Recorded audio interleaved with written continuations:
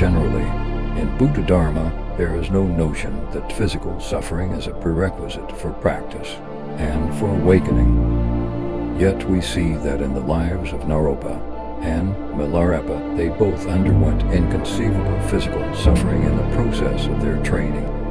They underwent this to show their complete trust and complete confidence in their guru, because Naropa was absolutely certain that if he succeeded in receiving instructions from Tilopa, he would attain full enlightenment. So in response to that demonstration on Naropa's part, Tilopa said, "Intelligent and patient Naropa, tolerant of suffering, fortunate one, do this with your mind."